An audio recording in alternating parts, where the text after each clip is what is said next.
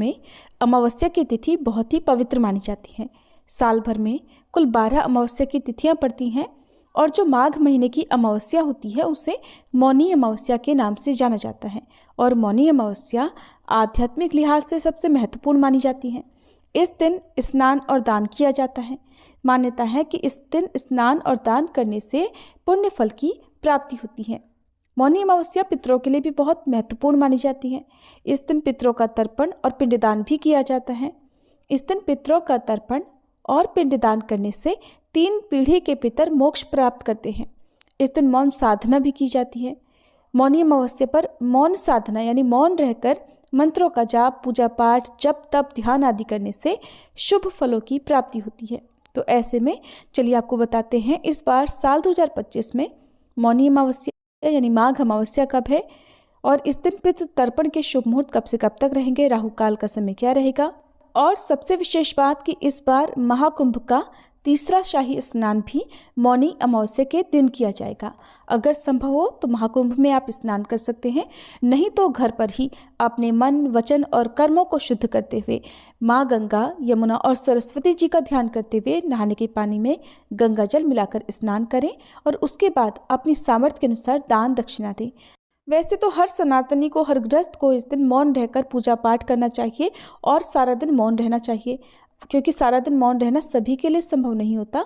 ऐसे में सुबह आप स्नान, जप तप, ध्यान या फिर दान करने तक मौन रहने का भी संकल्प ले सकते हैं। इस बार अमावस्या तिथि प्रारंभ होगी 28 जनवरी दिन मंगलवार को शाम 7:36 से और अमावस्या तिथि समाप्त होगी 29 जनवरी बुधवार को शाम 6:05 पर।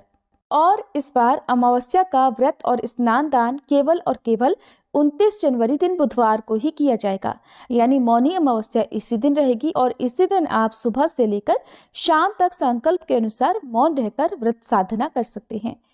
आज के दिन यानी 29 जनवरी बुधवार को सूर्योदय होगा सुबह 7:11 पर, सूर्यास्त शाम 6:08 पर, ब्रह्म मुहूर्त सुबह 5:35 से 6:23 तक रहेगा।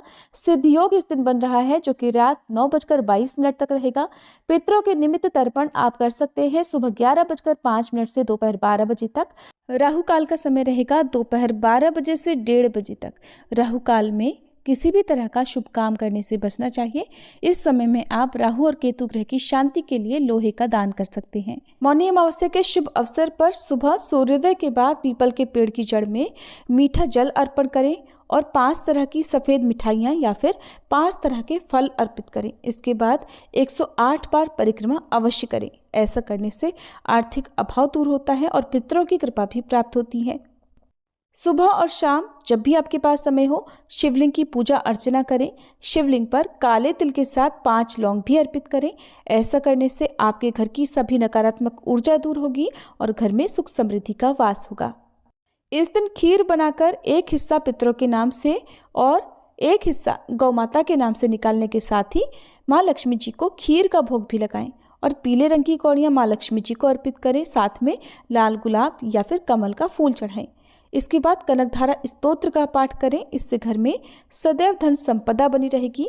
जो भी आर्थिक तंगियां हैं वो दूर होगी और घर में खूब बरकत होगी।